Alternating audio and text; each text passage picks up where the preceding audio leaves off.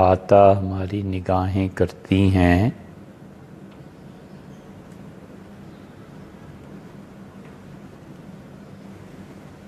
اور وہ چیز صورت ہے.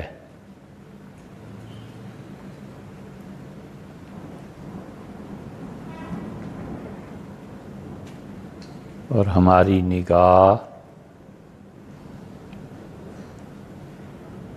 اس عکس کو ذہن کی طرف پھیرتی ہے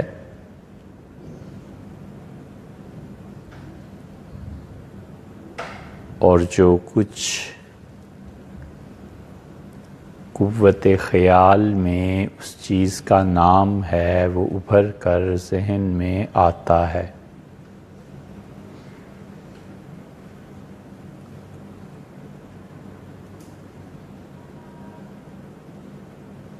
کرسی ایک چیز ہے اور بچہ جب پہلی مرتبہ کرسی کو دیکھتا ہے اور معلم اسے بتاتا ہے کہ اس کا نام کرسی ہے تو اس کے ذہن کے لیے یہ وجود پورا انکشاف ہے.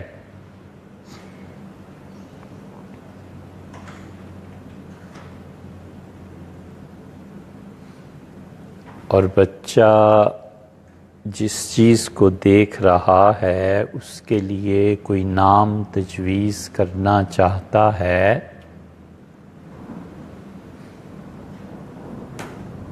اور قلت علم کی وجہ سے نام تجویز کرنے سے معذور ہے.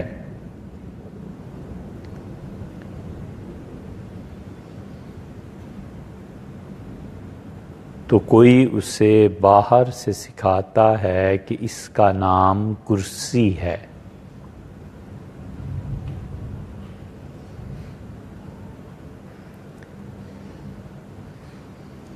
اور ایک چیز یہ ہے کہ اس بچے کو شے کا نام معلوم نہ ہو اور اس کی نظر اس شے کی حقیقت کو بھی نہ جانتی ہو اور وہ بچہ اس چیز کو اپنی گرفت میں لے لے اور اسے چھوڑنے پہ آمادہ نہ ہو، اس چیز نے بغیر کسی نام کے اس کے ہوش و حواس پر قبضہ کر لیا اور بچے کے سارے خیالات کا محور اور مرکز بن گئی. اس کا نام ہے محبت اور عشق.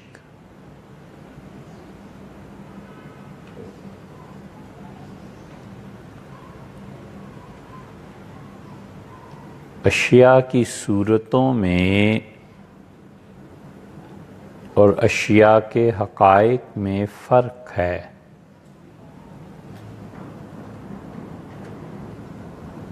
جو صورت نظروں سے دکھائی دیتی ہے وہ جتنی بھی جاذبیت اور کشش رکھے عین ممکن ہے کہ اس کی حقیقت اس کے لیے نقصان دہ ہو.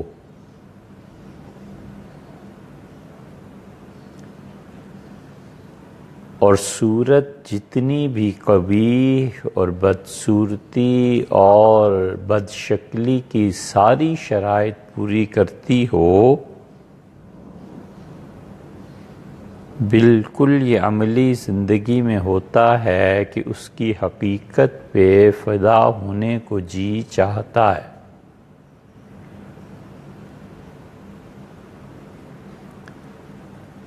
حقائق صورتوں کے تابع نہیں ہوتے.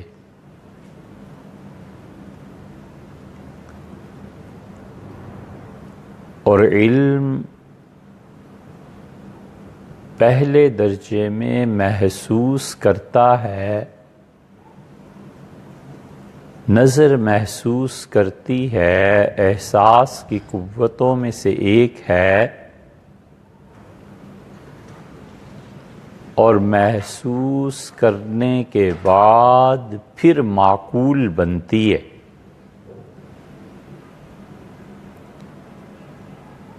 نظر ڈالتا ہے کہ یہ گلاب کا پھول ہے،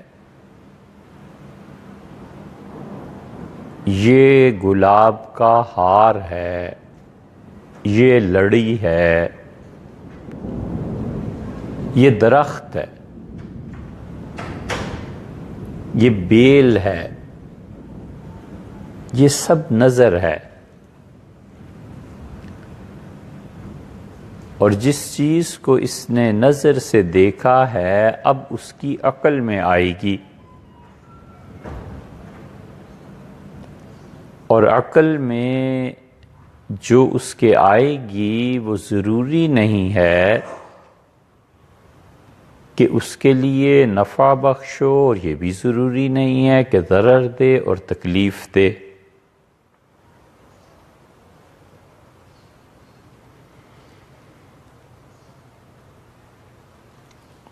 بعض بچے ایسے ہوتے ہیں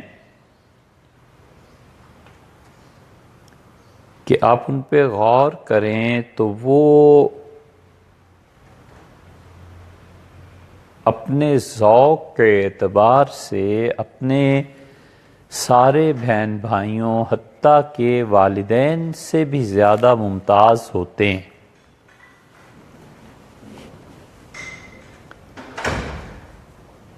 ذوق اور چیز ہے اور فہم اور چیز ہے۔ یہ عین ممکن ہے کہ ایک بچہ کسی چیز کا رٹا لگا لے، اور ممکن ہے کہ وہ 10% سمجھ لے، اور وہ بچہ جس کا ذوق ہے بغیر رٹا لگائے 90% سمجھتا ہے۔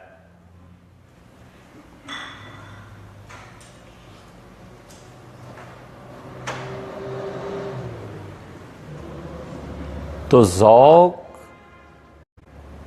آدمی کو وہ منزلیں طے کرا دیتا ہے جس کے لیے علم کا احتیاج نہیں ہوتا۔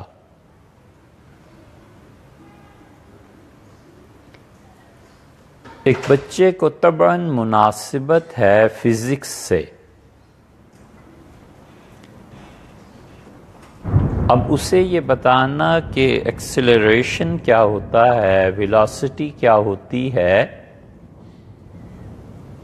اس کے لیے صرف اتنا تکلف ہے کہ ایک چیز وہ بنیادی طور پر سمجھتا ہے اور اسے نام دینا ہے، بس۔ باقی وہ جانتا سب کچھ ہے، کیونکہ اس کا ذوق اسے بتاتا ہے کہ یہ چیز ہے، یہ چیز ہے۔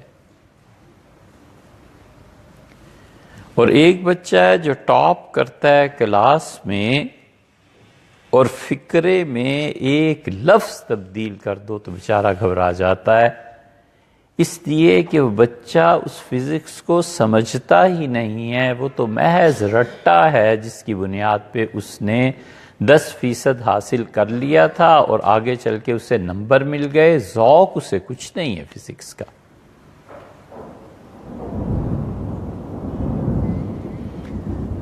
اور اس کائنات میں بارہا یہ ہوا ہے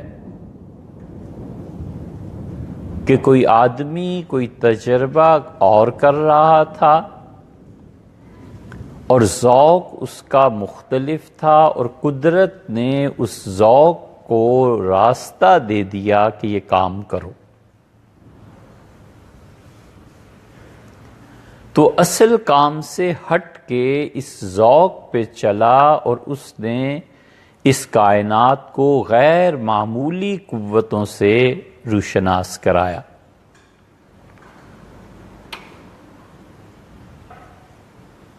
سائنس میں بھی ہوتا ہے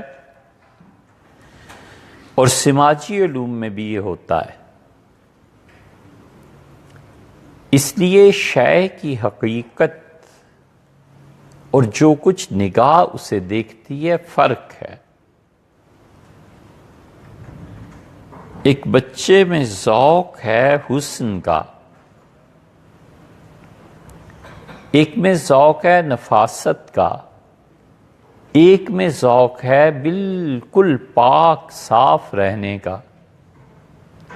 سارے گھر کے لیے آفت بن جاتا ہے، گرد نہیں برداشت ہوتی، کوئی خراب چیز نہیں برداشت ہوتی، یہ اس کا ذوق اس کے لیے مصیبت بن جاتا ہے، خود اس کے لیے نہیں اس کے غیر کے لیے، کیونکہ وہ ذوق جو اس کا ہے وہ اس کی ودیعت میں شامل ہے۔ یہ پیدائش سے لے کے موت کے آخری زندگی کے آخری لمحے اور موت کے آغاز تک اس پہ چھا جاتا ہے۔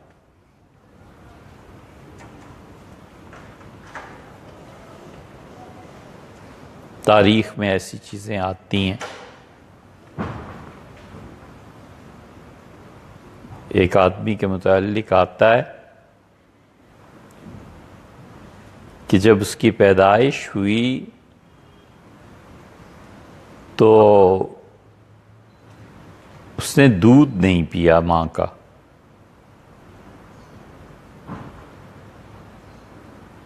اور سب پریشان کہ بچے کو کیا ہو گیا ہے، اور کسی عقل مند نے کہا کہ جاؤ نہاؤ، اچھے کپڑے پہنو، خوشبو لگاؤ اور بچے کو دودھ پلاؤ۔ تو اس نے یہ سب کچھ کیا اور بچے نے دودھ پینا شروع کر دیا۔ تو اس نے مرد دانا سے پوچھا ماں نے کہ یہ کیا وجہ ہے؟ تو انہوں نے کہا اس کا ذوق جس نظافت کو چاہتا ہے یہ عمر بھر گندگی کو قبول نہیں کرے گا۔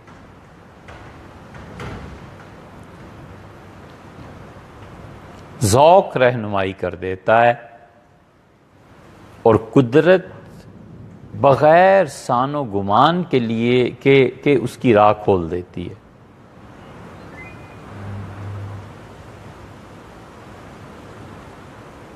سائنس میں اس کے بہت واقعات آپ کو ملیں گے۔ پورے ہندوستان میں بر صغیر میں جس آدمی کا نام گونجتا رہا وہ نیول کشور تھے،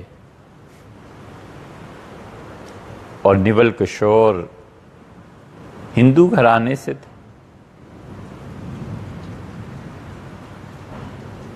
پبلشنگ کی دنیا میں اب تک کوئی آدمی اس کے مقابل کا نہیں آیا۔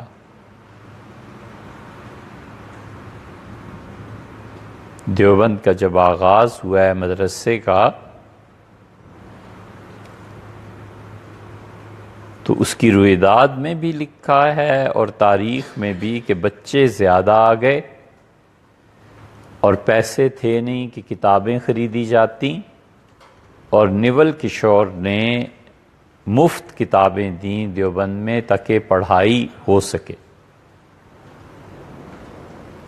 ہندو مسلمان وہ ایک دوسرے کے ساتھ انسانیت کی بنیاد پر جیتے تھے، مذہب کی بنیاد پر نہیں۔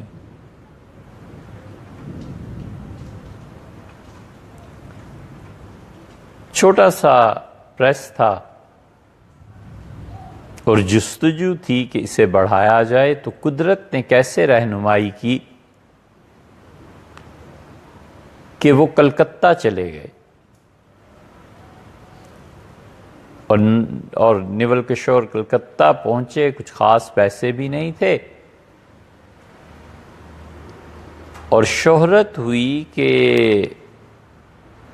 ایک جہاز آیا ہے کاغذ کا لدا ہوا، اور انگریزوں نے کہا ہے کہ اس کی نیلامی کرنی ہے۔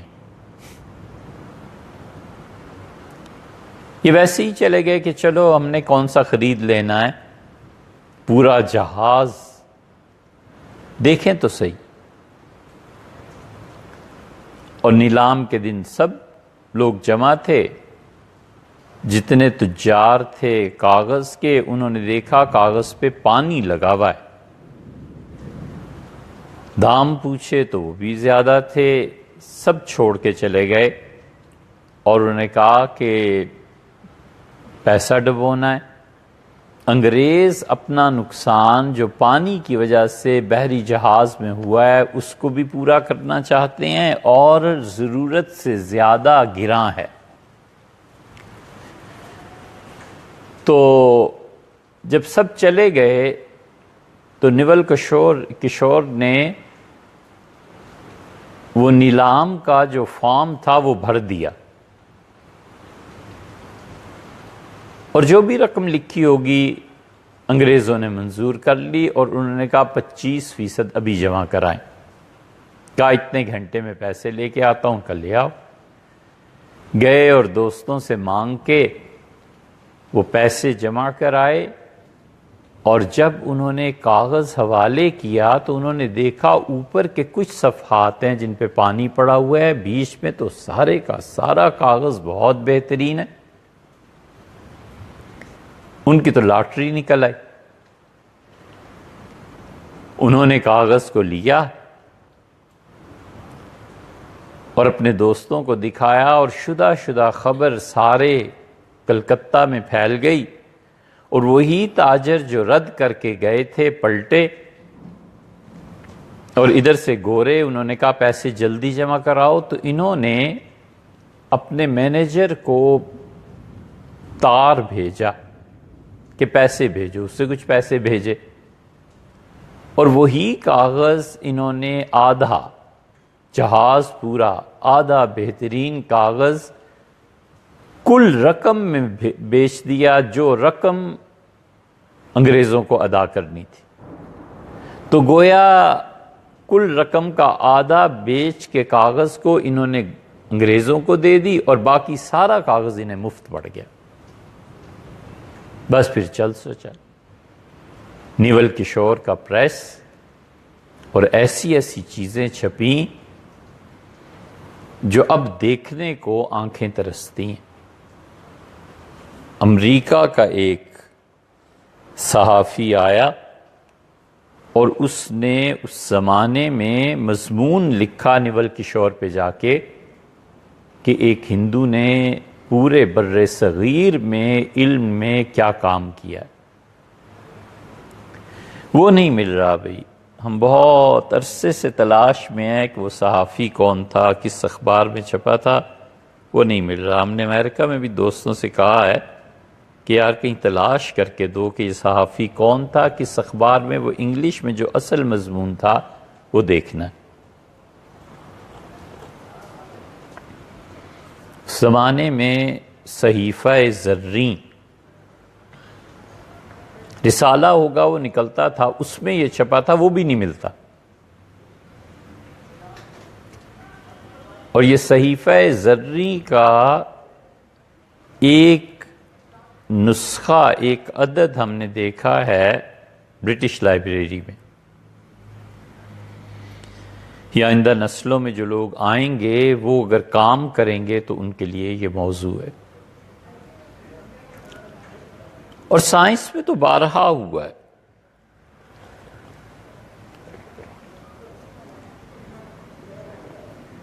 کہ ذوق رہنمائی کرتا ہے،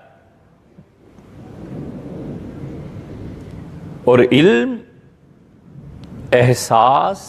احساس کے بعد اس کا عقل میں آنا،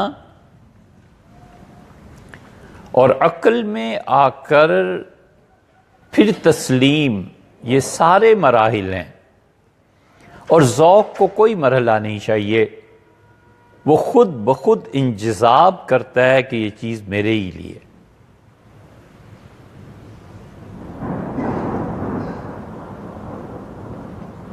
معرفت کا ایک اعلیٰ مقام ایک صوفی کو ملا،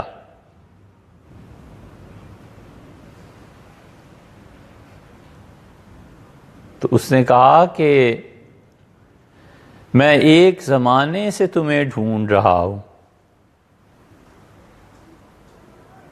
اور جواب آیا کہ تم ایک زمانے سے خدا جانے کہاں ہو۔ یہ ذوق ہے، اس لیے علم حجاب کو پیدا کرتا ہے، اور عشق منزل پہ پہنچا دیتا ہے۔ علم ضد کرتا ہے، یا زیادہ مناسب یہ ہے کہ علم جب معقولات کا رنگ اختیار کرتا ہے تو بیجا ضد کرتی ہے عقل، اور عقل عشق کے مراتب کو معقولات میں جاننا چاہتی ہے، اور عشق معقولات میں قید ہونے کی بجائے وہ پرواز اس کی بہت بہت بلند ہوتی ہے۔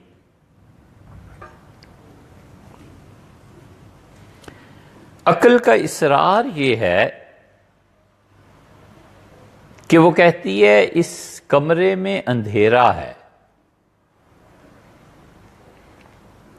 اور میں روشنی حاصل کرنا چاہوں گی، میری اس کوٹھڑی کو سورج کے پاس لے جاؤ، اور براہ راست سورج کی روشنی مجھے چاہیے۔ پھر وہ حساب و کتاب میں پڑ جاتی ہے کہ اتنے میل کا سفر ہے اور اتنا وقت لگ جائے گا اور ٹیمپریچر اتنا ہو جائے گا، اور یہ کر لو اور یہ کر لو اور یہ کر لو۔ تو براہ راست عقل مشاہدے اور دلیل کے ساتھ اس کٹیا کو سورج سے منور کرنا چاہتی ہے، اور عشق کچھ نہیں کرتا، وہ خاموشی سے اٹھ کے صرف ایک بات کا اہتمام کرتا ہے کہ کٹیا اپنی جگہ پر قائم رہے۔ وہ کمرے کو کہتا ہے مت ہلنا، وہ اس کو یقینی بناتا رہتا ہے، اور اندھیرے کو ختم کرنے کے لیے چپ چاپ اٹھتا ہے اور دروازے کی کنڈی اتار کے کھول دیتا ہے، روشنی خود بخود ہی آ جاتی۔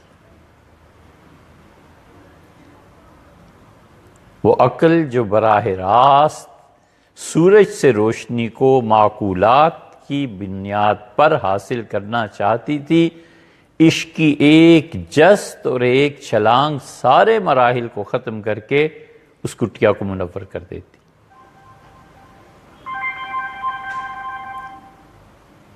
یہ فرق ہے دونوں میں۔ اس لیے یہ جتنے معقولات کے ذریعے اللہ تک پہنچنا چاہتے ہیں، ساری زندگی گزار کر بھی ایک مسئلے کو حل نہیں کر سکتے، اور اللہ کا عشق اور اس کے ساتھ محبت وہ سارے مراحل کو ایک لمحے میں طے کرا دیتی ہے۔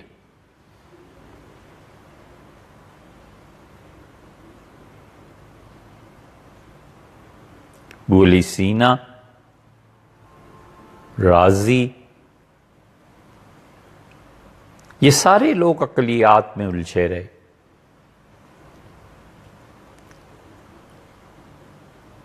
اور زندگی ساری فلسفے پہ گزاری، اور ان کے مقابلے میں جن لوگوں کو اللہ کی محبت ملی، انہوں نے ایک ایک دن اور آن میں وہ منازل طے کیے جس کی انہیں ہوا بھی نہیں لگی تھی۔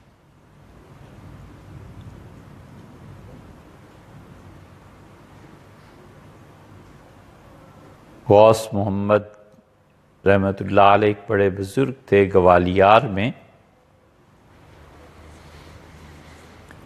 انہیں شوق ہوا عملیات سیکھنے کا، جوانی تھی، بڑی ریاضت کی، مجاہدے کیے، اس کو 100 بار پڑھو اور اس کو 1000 بار پڑھو اور یہ چلا کاٹو اور یہ کرو، بڑا نام کمایا۔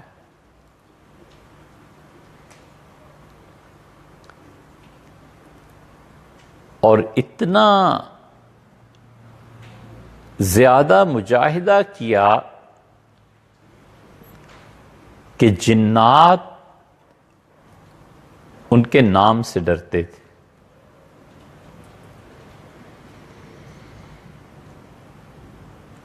عقل یہاں پہنچ کے پتھرا جاتی ہے کیونکہ وہ کہتی ہے کہ محسوسات جن کو محسوس ہونا چاہیے، ہم کہتے ہیں محسوس بھی ہوتا ہے اور اس کے آثار بھی ہوتے ہیں۔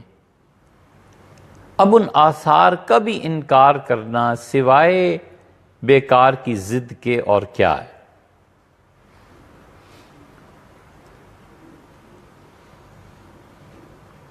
حضرت رسالت مآب صلی اللہ علیہ وسلم کے زمانے میں بھی ایسے ہوتا تھا۔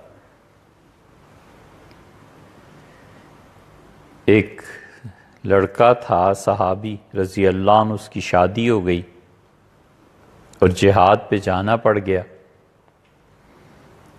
اور رسول اللہ صلی اللہ علیہ وسلم کی عمومی عادت یہ تھی کہ مدینہ منورہ سے جو ہی باہر نکلتے تھے قیام فرماتے تھے۔ تو آپ ٹھہرے، تو اس کی شادی ابھی چند دن ہوئے تھے، اس نے کہا اللہ کے رسول آپ کتنا وقت ٹھہریں گے؟ آپ نے بتا دیا۔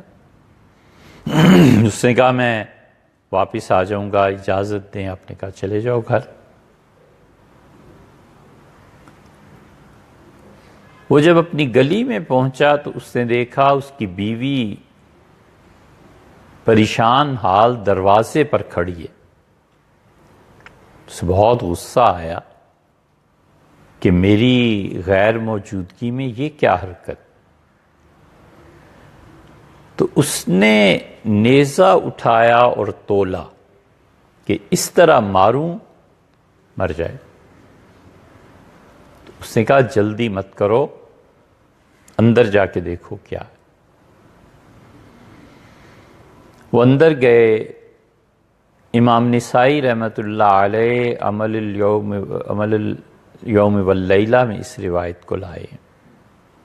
تو اندر جب داخل ہوا تو اس سے دیکھا بہت بڑا سانپ ہے، اور وہ پھن اٹھائے ہوئے ہے اور اس تلاش میں ہے کہ کسی کو کاٹے۔ اس کی آواز،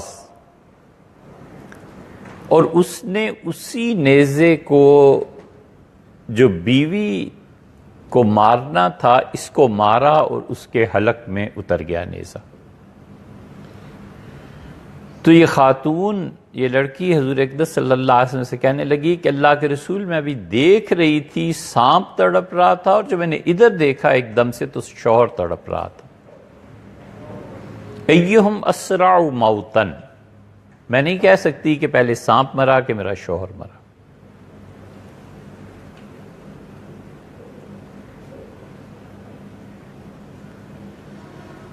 تو رسول اللہ صلی اللہ علیہ وسلم نے فرمایا مدینہ منورہ میں جنات سانپوں کی صورت اور بھیس بدل کر آتے ہیں، اور آئندہ اگر تم لوگ دیکھو تو انہیں کہہ دو کہ آئندہ نہ آنا، ہمیں تم سے ڈر لگتا ہے، اور پھر بھی اگر نظر آئے تو پھر مار دو، کچھ نہیں ہوگا۔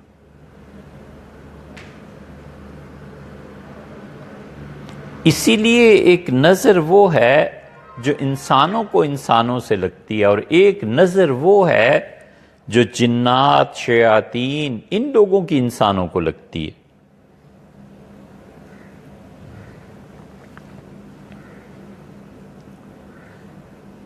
تو جو لوگ ہمیشہ معقولات کی تلاش میں رہتے ہیں وہ نہیں جانتے کہ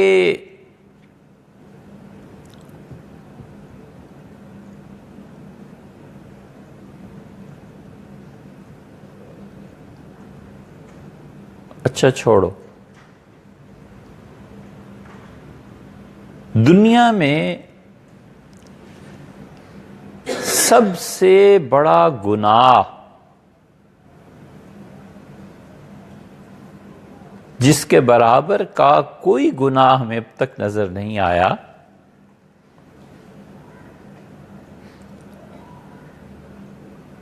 لوگ کہتے ہیں شرک ہے۔ ہم کہتے ہیں صرف ایک گناہ بس جس کا مثیل اور برابر کا دوسرے پلڑے میں کوئی بھی گناہ نہیں ہے، وہ بے وفائی ہے، اور بس۔ جتنا جس کا مرتبہ ہے اسی قدر اس سے وفا کی طلب ہے، اور جو جتنا بے وفائی کا مرتکب ہوتا ہے وہ اتنا ہی گناہگار ہوتا ہے۔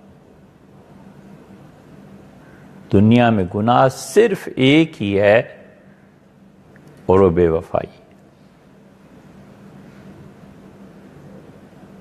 اللہ کے ساتھ بے وفائی ہے تو وہ شرک ہے، اپنے والدین کے ساتھ بے وفائی ہے تو وہ کبیرہ گناہوں میں سے ایک گناہ ہے، شوہر اور بیوی کی بے وفائی ہے تو وہ فسق ہے۔ جو جس درجے کا بے وفا ہے اتنے ہی درجے کا گناہگار ہے، بس۔ اصل گناہ یہ ہے۔ اسی لیے اللہ نے حضرت ابراہیم علیہ السلام کا تذکرہ ایک جگہ فرمایا ہے، اور کمال کی باتیں ابراہیم علیہ السلام کے ذکر کو دیکھو قرآن میں، اور موسیٰ علیہ السلام کے ذکر کو، تو وہ ساری محبت ہی محبت اور وفا ہی وفا ہے۔ اس وفا کا اور محبت کا یہ حال ہے کہ اللہ کہتا ہے اذ قال لہ ربہ اسلم، جب اس کے پروردگار نے کہا ابراہیم مان جا، قال اسلمت لرب العالمین، اس نے کہا میں اپنے آپ سر تسلیم خم کر رہا ہوں، میں بالکل ٹوٹلی اپنے آپ کو ختم کر رہا ہوں، مٹا رہا ہوں اس ذات کے لیے جو تمام جہانوں کا پروردگار۔ پھر دوسرے مقام پہ کہتا ہے اللہ وَإِبْرَاهِيمَ الَّذِي وَفَّى، اور وہ ابراہیم جس نے جو کچھ ہم سے کہا تھا پورا کر کے دکھا دیا۔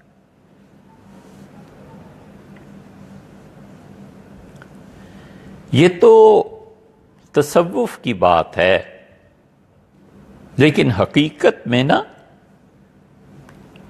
عمر بھر ایک چیز کو مد نظر رکھنا چاہیے، یہ بہت بڑا گناہ بھی ہے، اور اگر کر گزرے اس کام کو پورا کر دے تو بہت بڑی نیکی بھی ہے۔ جو کچھ زبان سے کہتا ہے اسے پورا کرے، بس کہے ہی نہ، جب ایک کام کرنا ہی نہیں ہے تو کہنے کی کیا ضرورت ہے؟ روز پڑھتے ہیں نا غیر المغضوب، ان کی راہ نہیں چاہیے جن پہ تیرا غصہ ہوا، نازل ہوا۔ غضب کس پہ نازل ہوتا ہے؟ دوسری جگہ اللہ کہتا ہے کبر مقتن، اللہ کو نہایت ناگوار گزرتی ہے، خدا کو شدید غصہ آتا ہے اس پہ ان تقولوا ما لا تفعلون، تم ایک بات کہو اور پھر کرو نہیں، نہ کرے۔ محبتوں کا بے جا اعتراف، اس کی قدردانی کے اظہار کے لیے جھوٹے وعدے، اصل گناہ یہ بے وفائی ہے۔ جو جس درجے کا بے وفا ہے وہ خدا کے ہاں اتنا ہی گناہگار ہے، اور یہ وفا زندگی کے مسائل کو حل کرنے کی ماسٹر کی ہے۔ نہ یقین آئے تو تجربہ کر کے دیکھ لو۔ یہ وفاداریاں جو ہیں یہ دونوں جہانوں میں کام آتی ہیں۔ دلیل چاہیے تو حدیث میں بھی ہے کہ 3 آدمیوں نے غار میں پناہ لے لی تھی بارش سے بچنے کے لیے، اور پہاڑ سے جو پتھر لڑکا تو وہ آ گیا اور یہ اسے ہٹا نہیں سکتے تھے، تو اس میں آیا ہے نا کہ اس نے کہا کہ اے پروردگار، میں دودھ اپنے ماں باپ کو پلاتا تھا اور پھر وہ سو گئے تھے تو میں دودھ لے کے بیٹھا رہا حتیٰ کہ اٹھے اور انہوں نے پیا، تو وہ وفا ہی ہے، وگرنہ کون کس کو بٹھاتا ہے؟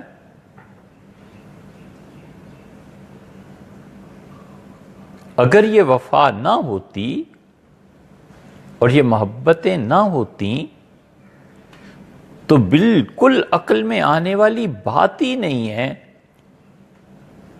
کہ 27-30 سال کا باپ اور 22-25 سال کی ماں اتنی شدید نیند پوری گہرائی کے ساتھ اور بچہ روئے اور اٹھ بیٹھے۔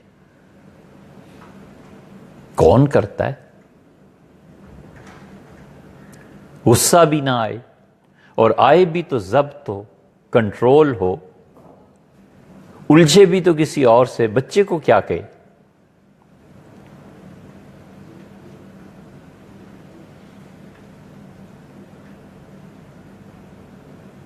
اس لیے یہ تصور نہیں کرتے کہ وفا اور بے وفائی کا گناہ اور نیکی کے ساتھ کیا تعلق ہے۔ اللہ نے تعریف کی ہے، اللہ تعالیٰ نے فرمایا ہے کہ وہ لوگ رجال صدقوا، جنہوں نے ہم سے جو وعدہ کیا تھا وہ پورا کر کے دنیا سے گئے۔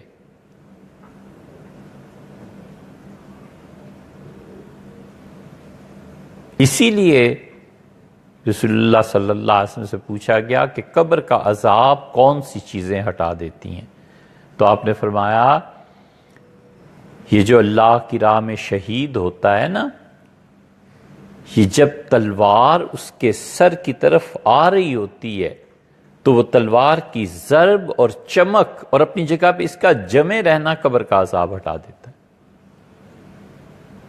گولی آ رہی ہے، سامنے دیکھ رہا ہے، اور دوسری طرف یہ بھی احساس ہے کہ اگر میں یہاں سے ہٹ گیا نا تو یہ کچھ کا کچھ بھی ہو سکتا ہے، اس کے باوجود گولی کھا لیتا ہے۔ یہ کوئی چھوٹی سی بات؟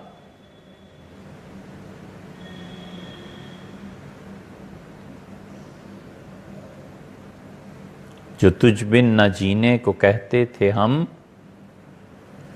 سو اس عہد کو اب وفا کر چلے۔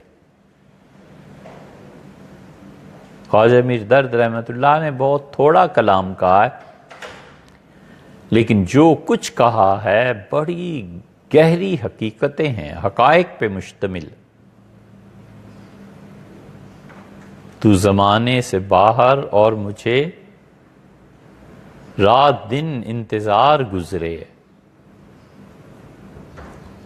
تیری ذات زمانے سے باہر ہے، تو زمانے میں قید نہیں ہے، اور میرا حال یہ ہے کہ میں تیرے انتظار اور محبت میں رات دن گزار رہا ہوں کہ کب زندگی کے رات اور دن کٹیں اور تجھ سے ملاقات ہو۔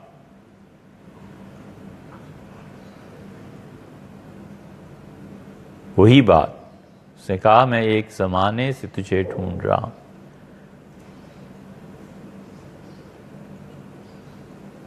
تو محبتیں اور وفا یہ گناہ اور نیکی کے پیمانے ہیں.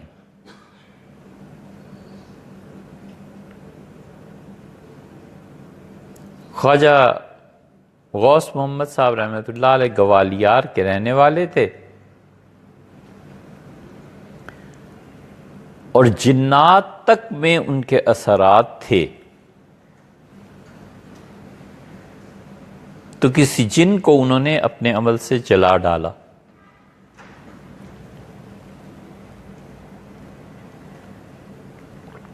نہیں جا رہا تھا، لوگوں کو تنگ کر رہا تھا، تو انہوں نے یہ کیا. تو اس جن کا جو بچہ تھا اس کی ماں نے اسے کہا کہ یہ ہے وہ مولوی جس نے تمہارے باپ کو مارا ہے، اور میں تمہیں تیار کر رہی ہوں، اور تم نے باپ کا بدلہ لینا ہے. مختصر قصہ یہ کہ وہ بچہ بہت پڑھ لکھ گیا، جن تھا، کسی کو تنگ کیا، ستایا. تو انہوں نے کہا کہ لوگ ان کے پاس آئے تو کہا آئندہ جب آئے تو میرا نام لے دینا. جب ان کا نام لیا تو اس نے کہا کہ حضرت سے کہنا آپ ہی کا تو انتظار ہے، آپ تشریف لائیں نا، ملیں کسی دن. بڑے حیران ہوئے کہ یہ کیا پیغام آیا ہے. تشریف لے گئے یا وہ آ گئے، جو بھی ہوا، بہرحال جوان جن تھا اس نے کہا مولوی صاحب یہ سارے عملیات جو تم کر رہے ہو نا یہ سب میں گزار چکا ہوں، دن بتاؤ مرنا کب ہے، اور ہم آئیں گے اور جہاں میرے باپ کو مارا تھا وہاں درخت گاڑیں گے اور اس پہ پھانسی چڑھا دیں گے، دیکھتے دیکھتے دن بتاؤ بس یہ ہے. سارا قصہ انہوں نے سنا، یاد آ گیا کہ ایسے میں نے کیا تھا. بہت کچھ پڑھا، کچھ کام نہ آیا. جب انہوں نے سوچا کہ میں اب بس گیا تو انہوں نے ایک تاریخ مقرر کی کہ فلاں تاریخ کو آ جانا اور تمہاری مرضی.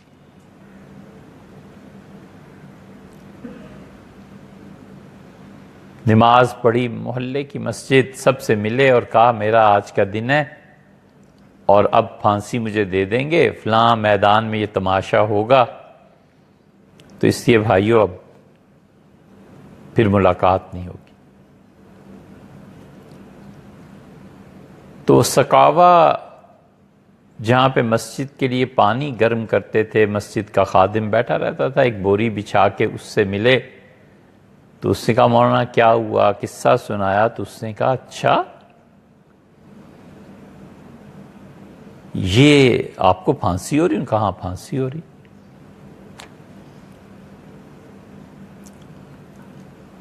اس نے کہا کہ حضرت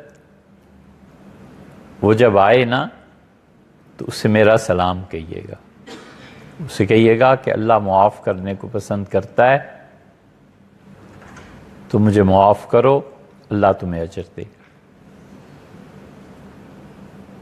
غوث محمد صاحب رحمۃ اللہ علیہ حیران ہوئے، جا کر ساری بات کہی، جان چھٹی، واپس آئے تو کہنے لگے کہ حضرت یہ کیا؟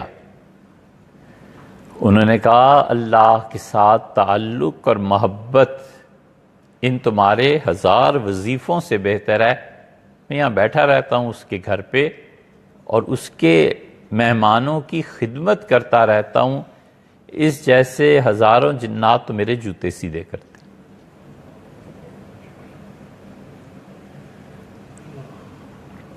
اس لیے علم اور عشق میں فرق ہے.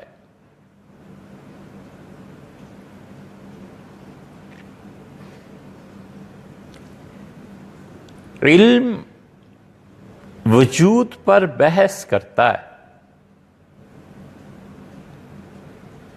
اور عشق شعور میں تصرف کرتا ہے.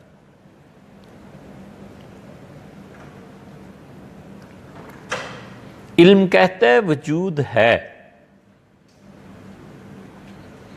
اور عشق کہتا ہے کہ وجود کی نفی سے جو شعور پیدا ہوتا ہے اصل وہ ہے. علم کہتا ہے تم ہو، تمہاری زندگی ہے، اس کے تقاضے ہیں، تمہارا وجود ہے، اس وجود کو تسلیم کرانا ضروری ہے. عشق کہتا ہے تم نہیں ہو، کچھ نہیں ہو، کوئی وجود تمہارا نہیں ہے. اس پوری کائنات میں اگر وجود اور ہونے کا دعویٰ کسی کو زیبا ہے تو وہ صرف اللہ کی ذات ہے، بس. اس کے علاوہ کچھ نہیں ہے.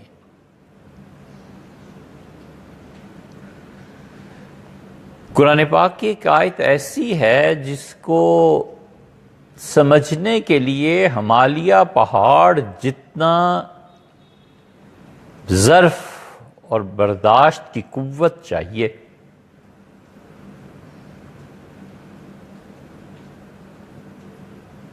اگر خدا کے علاوہ کسی کو سجدہ کرنے کی اجازت ہوتی تو اس آیت کو سجدہ کرتے جو اللہ نے کہا اولم یکف بربک انہ علی کل شیء شہید.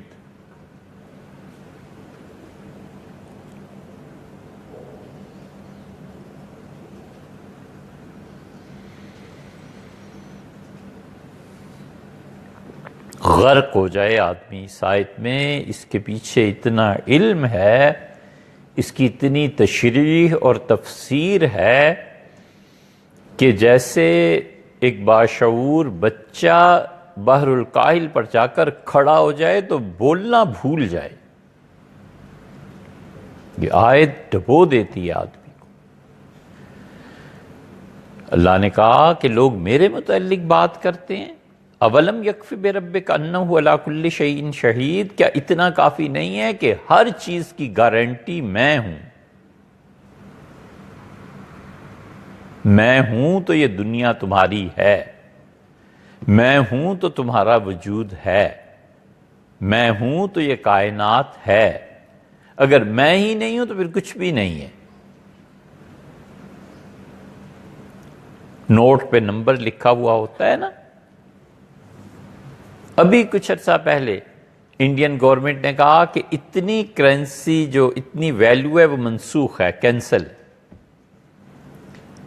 تو بڑے بڑے مہاجن گھروں میں بیٹھے رہ گئے اور سب نوٹ بیکار ہو گئے، اس لیے کہ گورنمنٹ نے جس نمبر کی یا جس کرنسی کی ضمانت ہی اٹھا لی. تو عام سادہ کاغذ اور اس میں کیا فرق رہ گیا؟ کچھ بھی نہیں. سادہ کاغذ تو پھر لکھنے کے کام آ جاتا، نوٹ پہ تو لکھا بھی نہ جاتا.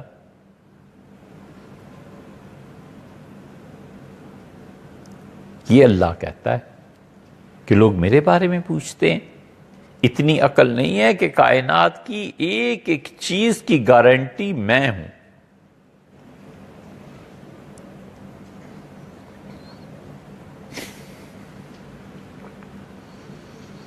اس لیے جب آدمی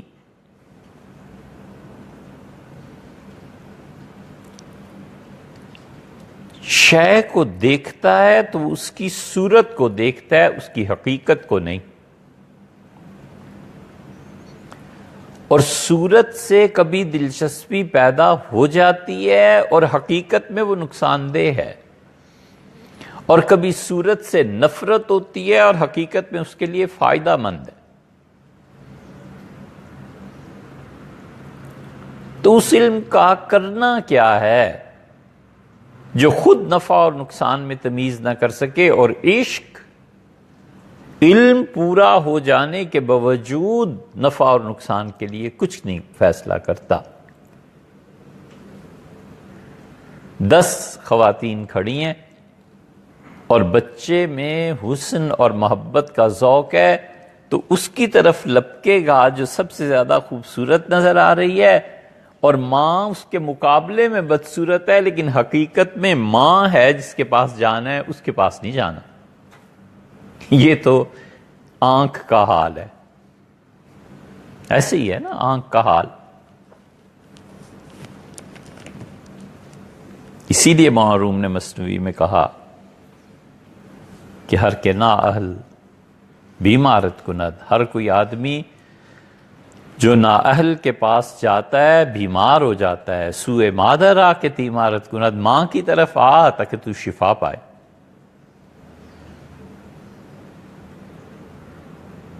کھوکھلے نعرے، جھوٹے وعدے، سیدنا علی رضی اللہ عنہ نے کتنی گہری حقیقت بیان کی۔ بہت عمر گزری مگر 2 ہفتے پہلے اچانک احساس ہوا کہ ہم کبھی اس موضوع کو دیکھیں کہ سیدنا علی امیر المومنین مولا رضی اللہ عنہ حضور صلی اللہ علیہ وسلم کے ساتھ اور ان کے ساتھ وفا کی نسبت کیا تھی۔ بہت چیزیں کھلی کہ اچھا یہ محبوب تھے، لاڈلے تھے، چوزن ون۔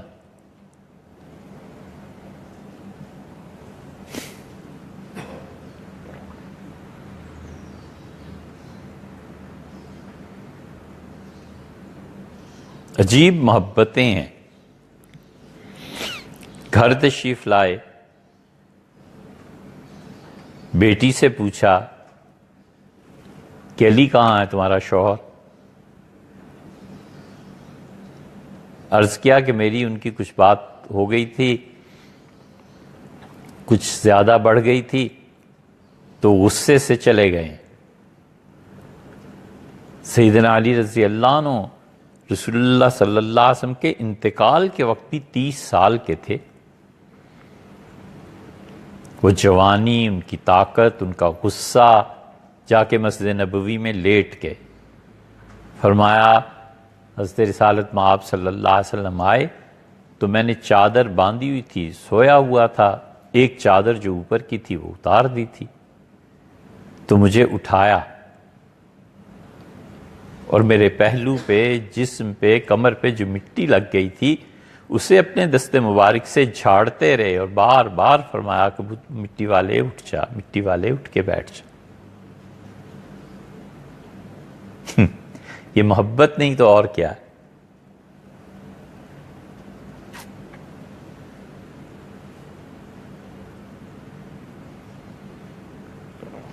اسی لیے حضرت حسن رضی اللہ عنہ کہتے تھے کہ والد کو کوئی کہتا تھا کہ علی یا علی ابن ابی طالب تو بات کرتے تھے، اور جب کوئی کہتا تھا کہ مٹی والا تو بہت خوش ہوتے تھے۔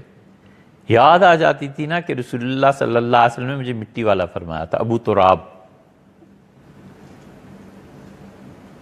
سیدنا علی رضی اللہ عنہ کو بھی ایسے ہی محبت تھی۔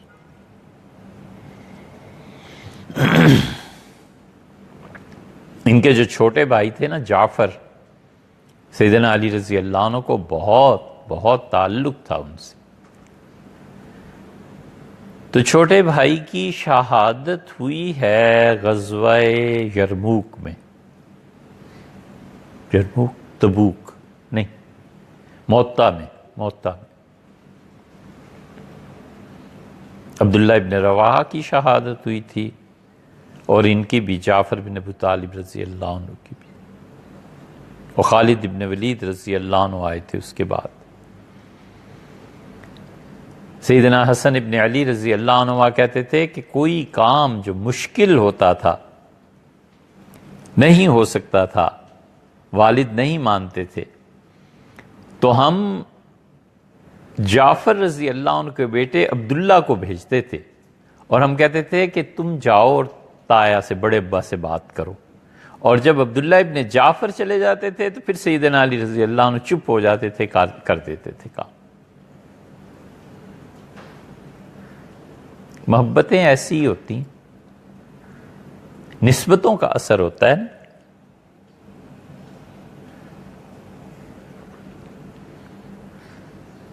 کسی نے سیدنا علی رضی اللہ عنہ سے کچھ کہا تو نہیں مانے، اس نے کہا جعفر رضی اللہ عنہ کے صدقے میں ہی کچھ دے دیں، چپ ہو گئے اور اس کا کام کر دیا۔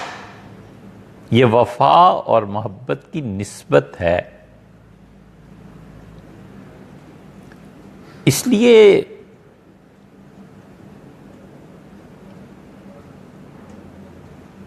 حقیقت کا علم ناقص ہونے کے باوجود پورا ہے،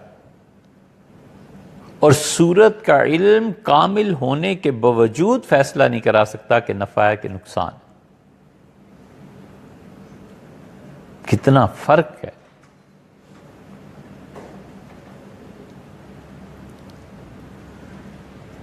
آدمی مرد و عورت اپنی صورت کے اعتبار سے ہمیشہ ناقص ہے۔ انبیاء علیہ السلام کو تو چھوڑ دیں، وہ تو معاملہ ہمارے عقیدے کا ہے نا، اس کو چھوڑ دیں۔ آدمی جتنے بھی ہیں مرد و عورت سب اپنی صورت کے اعتبار سے ناقص ہیں۔ مولانا روم نے مثنوی میں لکھا ہے،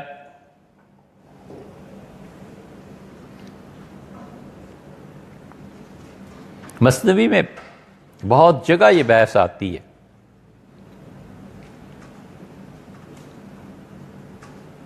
عقل اور عشق کی۔ لکھا ہے کہ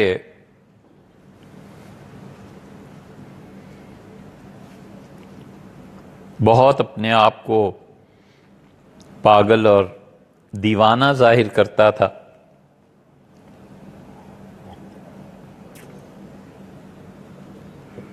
گلی میں رہتے تھے، اور جب وہ گھر سے نکلتی تھی اس کی طاق میں ہوتا تھا، پیچھے پیچھے چلتا تھا، رونا دھونا تھا۔ ایک دن وہ رکی، اس سے کہا کیوں پاگل ہو رہے ہو، کیوں دیوانے بنے جا رہے ہو؟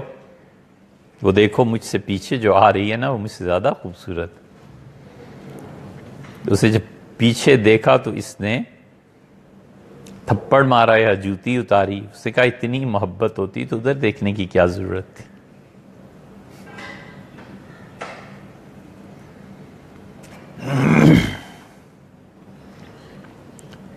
اس لیے صورت ہمیشہ ناقص ہوتی ہے۔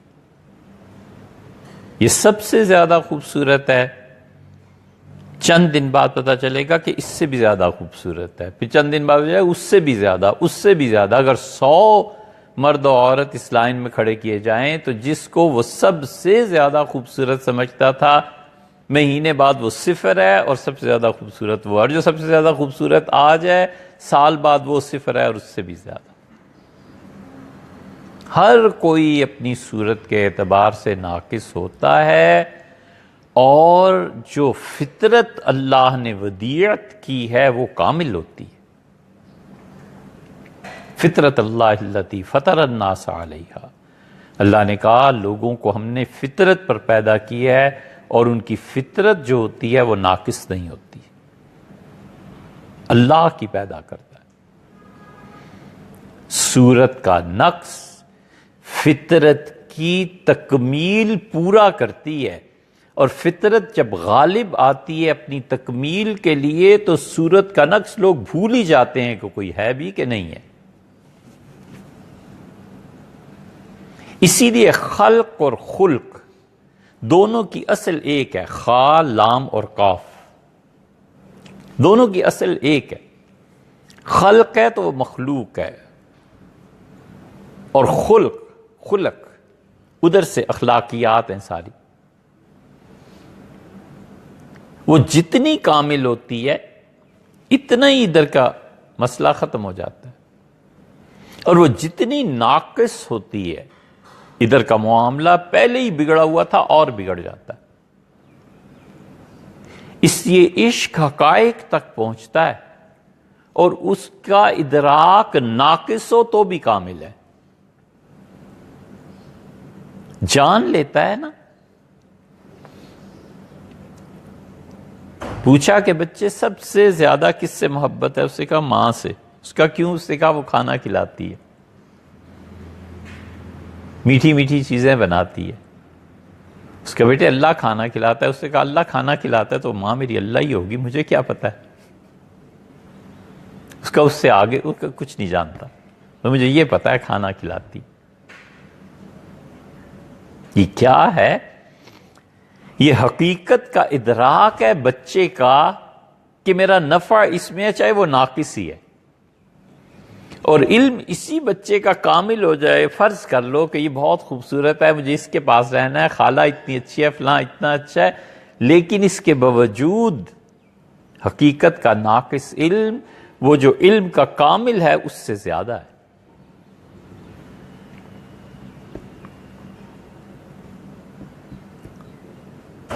اس لیے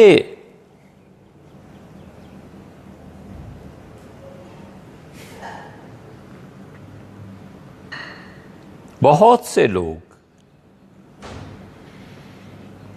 جو بظاہر پڑھے لکھے نہیں ہوتے،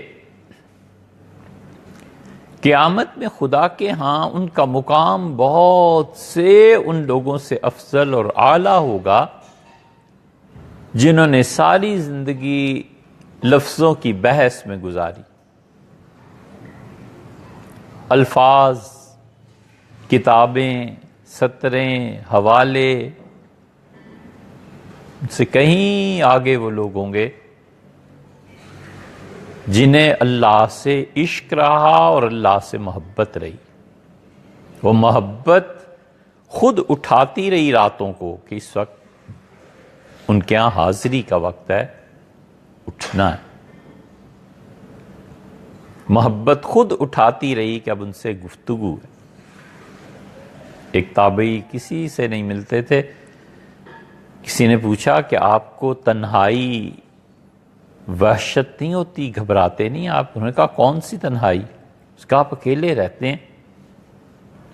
کہا کبھی بھی اکیلے نہیں رہے، جب سننے کو جی چاہتا ہے تو تلاوت کرنے لگتا ہوں کہ وہ کیا کہتے ہیں، اور جب خود بات کرنا چاہوں تو نماز پڑھنے لگتا ہوں، دعا مانگنے لگتا ہوں۔ تنہائی کیسی؟ یہ معیار ہے، یہ سوچ ہے۔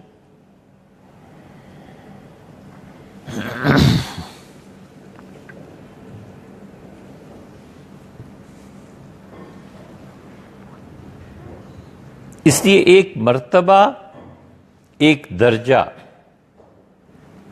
صورت کا ہے، اور ایک درجہ اس چیز کی حقیقت کا ہے۔ آدمی صورتوں سے جب حقائق کی طرف چلتا ہے تو حقائق اشارے کی زبان میں ہوتے ہیں، اور حقائق کا ادراک جب ہوتا ہے اور معارف کھلتے ہیں تو پھر وہ مشاہدہ اور ذوق ہو جاتا ہے، اور مشاہدہ اور ذوق کسی حوالے کو نہیں مانتا۔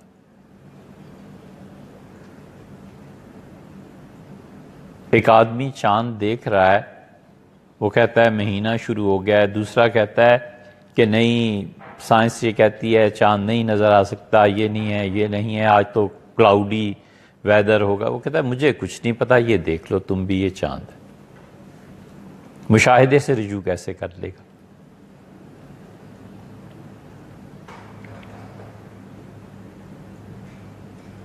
ایک صاحب ہمارے ہاں تشریف لائے اور فرمانے لگے کہ سنا ہے کہ تم لوگوں کا عقیدہ یہ ہے کہ حضور صلی اللہ علیہ وسلم اپنی قبر مبارک میں حیات ہیں۔ ہم نے کہا اہل سنہ کا عقیدہ یہی ہے۔ کہنے لگے میں نے اس پہ بحث کرنی ہے، اور میں حوالے دوں گا، آپ ان حوالوں کو توڑ دیں۔ ہم نے کہا بحث آپ کر لیجئے گا، لیکن ایک بات آپ سے عرض کروں۔ سنجیدہ طبیعت کے تھے، کراچی سے آئے تھے۔ ہم نے کہا آپ نے حضرت رسالت مآب صلی اللہ علیہ وسلم کے، بلکہ ہم نے ان سے کہا، ہم نے کہا ایک آدمی جب انتقال کر جاتا ہے تو یہ انسانی عقل کے مسلمات میں سے ہے کہ اس کے جسم کی گروتھ بڑھوتی رک جاتی ہے۔ کیا آپ مانتے ہیں؟ ناخن نہیں بڑھتے، بال نہیں بڑھتے، کھانے پینے سے خون، یہ سارے سسٹم سب ختم ہو جاتے ہیں۔ اگر یہ نہیں ہوتا تو پھر موت کیا ہے؟ فرمانے لگے ہاں یہ تو صحیح ہے۔ ہم نے کہا آپ نے کسی ایسی میت اور مردے کو دیکھا ہے جو فرض کر لیجئے 500 سال پہلے اس کا انتقال ہو گیا تھا اور اس کے ناخن اب بھی اتنے لمبے ہو گئے ہوں، بال اس کے بڑھتے ہوں؟ کہنے کے نہیں۔ ہم نے کہا یہ سارے جسم میں ایک چیز ہم کہتے ہیں کہ حضور اقدس صلی اللہ علیہ وسلم کے بال دو طرح کے ہیں۔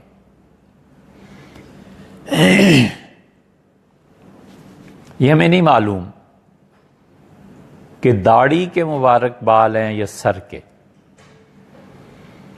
لیکن رسول اللہ صلی اللہ علیہ وسلم کے بالوں کی ایک قسم ایسی ہے جو اب تک بڑھ رہی ہے، اور پھر اس کی دو شاخیں ہو جاتی ہیں، پھر ایک شاخ اس سے ٹوٹ کے الگ ہو جاتی ہے، پھر وہ شاخ جو ٹوٹی تھی اس کی آگے شاخیں ہو جاتی ہیں۔ یہ گروتھ ہے مسلسل بالوں کی۔ اگر اصل میں زندگی نہیں ہے تو یہ سب کیا ہے؟ آپ دلائل دیں گے کتابوں سے، اور ان بالوں کا مشاہدہ ہم نے خود کیا ہے، تو مشاہدے سے رجوع کیسے کریں گے؟ اس کا کیا کریں؟ ہم نے بتایا فلاں فلاں جگہ پہ بال ہیں، آپ جا کر خود دیکھ لیں۔ یہ فاروق لغاری صدر پاکستان تھے نا، ان کے خاندان میں بھی بہت ہیں، ان کے پاس تو بہت ہیں حضور صلی اللہ علیہ وسلم کے بال۔ میاں والی خانقاہ ہے، وہاں حضور اقدس صلی اللہ علیہ وسلم کے بال ہیں جن کی شاخیں بن جاتی ہیں۔ ایسے ایسے بال ہیں جنہیں دیکھنے کے لیے شاخ جب ٹوٹتی ہے تو آئین اس کا شیشے کا استعمال کرنا پڑتا ہے، اور 2-4 سال بعد وہی بال بڑا بھی ہو جاتا ہے اور موٹا بھی ہو جاتا ہے، اوپن نیکڈ آئی سے اسے دیکھا جا سکتا ہے۔ میں نے کہا اس کا کیا کریں؟ کہنے لگے کہ یہ تو کبھی نہیں سنا۔ میں نے کہا آج مشاہدہ کر لیں۔ کافی عرصے کے بعد پھر فون آیا، کہنے کہ یہ بات تو ہے۔ میں نے کہا پھر اب کیا کریں؟ آپ کے دلائل کو دیکھوں یا مشاہدے کو؟ جو چیز مشاہدے میں آتی ہے اسے کیسے رد کر دیں کہ یہ غلط ہے؟ اس لیے مشاہدہ اور عشق اور شے کی حقیقت تک کا ادراک اور انسان کا اس شے کی حقیقت کو پہنچ کر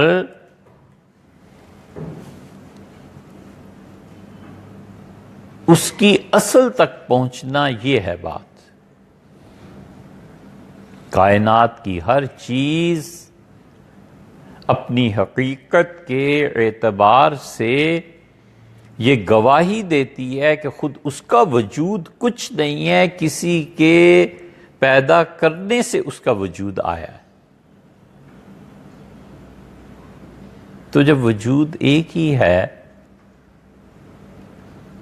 اور وہ حق تعالی شانہ ہے، تو اتنی شد و مد سے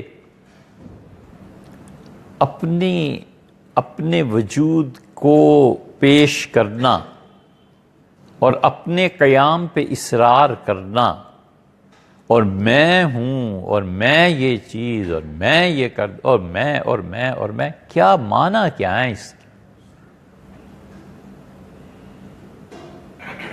یہ اسی وقت تک ہے جب تک انسان کا علم حقیقت تک نہیں پہنچتا۔ جب حقائق کا انکشاف ہوتا ہے تو بظاہر جو وجود ہے اس سے بھی شرم آتی ہے کہ میں کچھ نہیں۔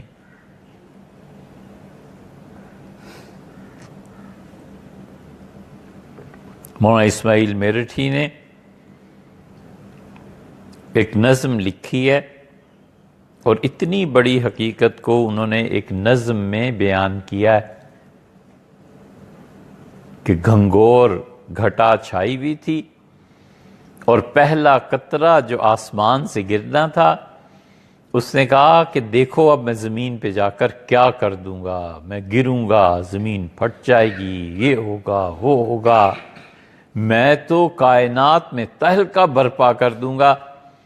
اور جب پہلا قطرہ بارش کا گرا تو نیچے سمندر تھا، اس نے سمندر کو دیکھا اور حیران ہوا اور اسے کہا گریں استحقا کے من نیستم، اگر یہ سب کچھ جو دیکھ رہا ہوں نا سمندر یہ حقیقت ہے تو پھر تو میں تو کچھ بھی نہیں ہوں، میں تو ایسی فضول باتیں کر رہا تھا۔ بس یہی انسانوں کی حالت، اسی پہ غصہ آتا ہے۔ میری رائے، میرا کہنا، آخری میرے دستخط،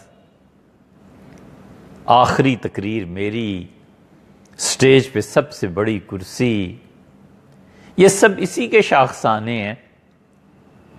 اسی چڑیل نے رنگ بدلا ہے، کبھی پری کی صورت اور کبھی چڑیل کی صورت۔ ہے کیا وجود؟ میں ہوں۔ اور اگر سمندر سے پالا پڑ گیا تو پھر کہتا ہے گریں استحقا کے من نیستم، اگر یہ سمندر واقعی حقیقت میں ہے نا میں کچھ نہیں ہوں پھر اس کے مقابلے۔ کہاں اللہ، کہاں بندہ، کہاں حق تعالی شانہ پیدا فرمانے والا، باقی رکھنے والا، اور حتیٰ کہ ٹائم اور سپیس کو پیدا کرنے والا۔ ہم ایک منٹ کو سوچیں نا کہ میں کسی ایسی دنیا میں چلا جاؤں جہاں ٹائم نہ ہو تو آدمی پاگل ہونے لگتا ہے۔ تصور میں خیال ہی نہیں، گرفت ہی نہیں، خیال میں نہیں آ سکتا کہ کوئی ایسی جگہ جہاں پر سپیس نہ ہو۔ وہ اس سے بھی پہلے پروردگار تھا، اب بھی ہے، اور جہاں پہلے تھا وہیں اب بھی ہے۔ اس لیے آدمی وجود کی حقیقت کو دیکھے کہ کس کا وجود ہے، کس نے باقی رہنا ہے، کس نے مٹنا ہے۔ اور اگر کبھی وجود حقیقی جو ایک ہے اس سے منسلک ہو جائے تو پھر بقا کا اثر وہ دکھاتا ہے، وہ باقی رکھتا ہے۔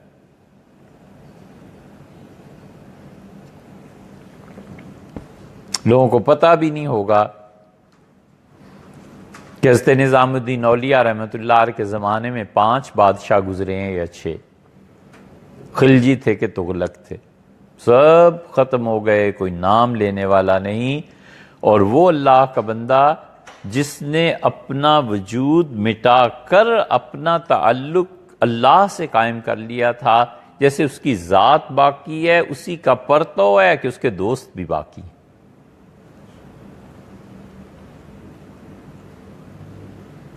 کئی مرتبہ ہم نے شاید عرض کیا، ہم دلی گئے تو حضرت نظام الدین اولیاء رحمۃ اللہ علیہ کی قبر پہ یعنی اتنی خانقاہ بھری ہوئی تھی کہ تل دھرنے کی جگہ نہیں تھی، اور چاروں اطراف میں ہوٹل کھلے ہوئے ہیں، سیٹھ آتا ہے، ہندو ہے، مسلمان ہے، کہتا ہے کہ 100 آدمیوں کا کھانا میری طرف سے، بیٹھے ہوئے کار میں، اور یہ وہاں رسم ہے، جس کو کہتا ہے وہ دیکھتے ہی دیکھتے دسترخوان بچھاتے ہیں، اور لائن لگی ہوئی ہے ایک لمبی بھوکے لوگوں کی، ہاں بھئی 100 آدمی آ جاؤ۔ 100 آدمی بیٹھے، ان ہوٹل والوں نے جلدی سے پلیٹس رکھی، گلاس رکھے، سالن ڈالا، اور وہ 100 آدمی کھا رہے ہیں، سیٹھ صاحب نے پیسے دیے اور یہ جا وہ جا۔ یہ صحیح ہے غلط ہے اس کی فقہی بحث پہ نہیں پڑ رہا، لیکن صبح سے شام تک یہی سلسلہ چل رہا ہے، اور وہ قبر ہے اور اس آدمی کا تعلق اللہ سے ہے۔ اب بھی ہزاروں نہیں لاکھوں لوگ اس کی قبر سے کھانا کھا رہے ہیں، اور کبھی جانا ہو تو سامنے ہمایوں بادشاہ کا مزارہ ہے، ہمایوں بادشاہ کی قبر پہ گئے اور دیکھا ایک بلی پھر رہی تھی، ایک ٹفن کھول کے، میاں بیوی ہوں گے بیچارے اور ٹھنڈا کھانا کھا رہے تھے۔ تو ہم نے کہا جس نے اللہ کا نام 4 دن لیا تھا اور راضی کیا تھا، دیکھو بقا کا اثر کیا ہے، اور یہ بادشاہ دیکھو اس کے آثار کیا۔ اب بھی چلے جاؤ لاہور، نور جہاں، جہانگیر، پوچھتا ہی کوئی نہیں۔ اور وہ جو حجویر سے آئے تھے اور افغانستان سے اور اللہ کا نام لیا رحمہ اللہ، وہاں دیکھو دیگوں کی دیگیں لوگ کھا رہے ہیں اور کیا کچھ ہو رہا ہے۔ یہ وجود ہے جس نے مٹا دیا اور عشق کے راستے سے خدا تک پہنچا، یہ اس کا حال ہے۔ اور جس نے اپنے وجود کو قائم رکھنے کی پوری کوشش کی اور اپنے وجود کا مدعی تھا، اس کا انجام یہ۔ اس لیے حقائق پہ غور کرے۔ جتنا حقیقت کے قریب رہتا ہے آدمی اتنا ہی ٹھیک رہتا ہے۔ کھانا کھا لیں، آ گیا۔